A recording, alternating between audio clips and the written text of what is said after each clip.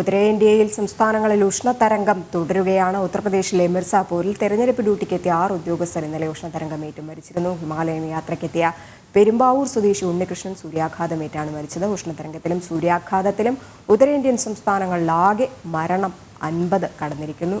S Nandagopan ചേരുന്നുണ്ട്. നന്ദൻ, കാലം തെറ്റിയ കാലാവസ്ഥ എന്ന് തന്നെ വീണ്ടും പറയേണ്ടിയിരിക്കുന്നു. ഉഷ്ണതരംഗം ജീവനുകൾ വരെ എടുത്തു. 50-ലധികം മരണങ്ങളാണ് സ്ഥിരീകരിച്ചിരിക്കുന്നത്. ഇന്ന് തെരഞ്ഞെടുപ്പ് നടക്കുന്ന സ്ഥലങ്ങൾ കൂടെയാണ് ഇവിടെ. എങ്ങനെയൊക്കെയാണ് സുരക്ഷാ മുൻകരുതലുകൾ?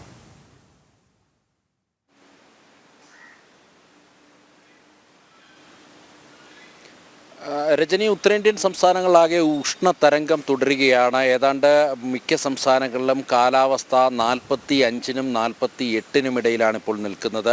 ഇത് ഉച്ച സമയത്തോടടുക്കുമ്പോഴത്തേന് അതിൻ്റെ തീവ്രതയിലേക്ക് ഏതാണ്ട് 50-ലേക്ക് അടുക്കുന്ന ഒരു സ്ഥിതിവിശേഷമാണ്. പ്രത്യേകിച്ച് ഹരിയാന, അതേപോലെ തന്നെ പഞ്ചാബ്, ഉത്തർപ്രദേശ്, ഗുജറാത്ത്, മഹാരാഷ്ട്ര, അതേപോലെ തന്നെ ഡൽഹി അടക്കമുള്ള സംസ്ഥാനങ്ങളിലാണ് ഈ ഉയർന്ന താപനില നിൽക്കുന്നത്. മരണങ്ങൾ ഇതിനോടകം തന്നെ റിപ്പോർട്ട് ചെയ്ത് കഴിഞ്ഞു. പ്രത്യേകിച്ച് രാജസ്ഥാനിലാണ് ഏറ്റവും കൂടുതൽ മരണങ്ങളുണ്ടായത്. ഈ ഉഷ്ണതരംഗത്തിൽ ഏറ്റവും കൂടുതൽ പ്രശ്നങ്ങളുണ്ടായത്, ജനങ്ങൾക്ക് ജീവഹാനി പോലും കൂടുതലായിട്ടുണ്ടായത് രാജസ്ഥാനാണ്. രാജസ്ഥാനിലെ ഒരു BSF ജവാൻ അടക്കം ഏതാണ്ട് 20ഓളം പേരാണ് ഇതിനോടകം രാജസ്ഥാനിൽ മാത്രം മരിച്ചിരിക്കുന്നത്. മാത്രമല്ല, ഇന്നലെ കഴിഞ്ഞ ദിവസം ഉത്തർപ്രദേശിൽ ഇന്നിപ്പോൾ 7ാം ഘട്ട തെരഞ്ഞെടുപ്പിൻ്റെ ഭാഗമായി ഡ്യൂട്ടിക്ക് എത്തിയ 6 ഉദ്യോഗസ്ഥരാണ് ഈ സൂര്യാഘാതമേറ്റ് കഴിഞ്ഞ ദിവസം മിർസാപൂരിൽ മരിച്ചത്. ഇങ്ങനെ ഏതാണ്ട് 50-ലധികം മരണങ്ങൾ ഇതിനോടകം ഈ ഉഷ്ണതരംഗവുമായി ബന്ധപ്പെട്ട് ഉത്തരേന്ത്യൻ സംസ്ഥാനങ്ങളിലാകെ റിപ്പോർട്ട് ചെയ്തിട്ടുണ്ട്. മാത്രമല്ല, വലിയ രീതിയിൽ മറ്റ് ജന്തുജീവജാലങ്ങളും, പശു അടക്കമുള്ള ജന്തുജീവജാലങ്ങളും മരിക്കുന്നുണ്ട്. അതേപോലെ തന്നെ നിരവധി രോഗങ്ങൾ, ഗുരുതരമായ രോഗങ്ങൾ ഈ സൂര്യാഘാതമേറ്റുള്ള പൊള്ളലുകൾ അടക്കമുള്ളവ റിപ്പോർട്ട് ചെയ്യുന്നുണ്ട്. എല്ലാം അതിൻ്റെ ഒരു തീവ്രതയിലേക്ക് എത്തി നിൽക്കുന്ന ഒരവസ്ഥ തന്നെയാണ് ഈ ഉത്തരേന്ത്യൻ സംസ്ഥാനങ്ങളിൽ.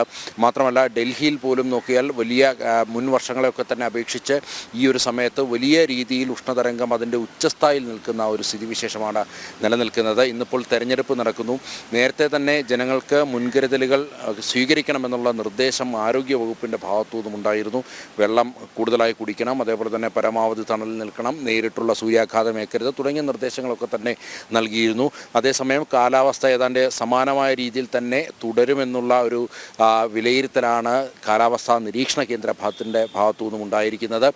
അതേസമയം ഇന്നിപ്പോൾ ചിലയിടങ്ങളിലെങ്കിലും മഴ ലഭിക്കുവാനുള്ള ഒരു സാധ്യതയും കാലാവസ്ഥാ നിരീക്ഷണ കേന്ദ്രം പ്രവചിക്കുന്നുണ്ട്. ഉത്തരേന്ത്യയിൽ ചിലയിടങ്ങളിൽ മൂടിക്കെട്ടിയ ഒരു അവസ്ഥ നിലനിൽക്കുന്നുണ്ട്.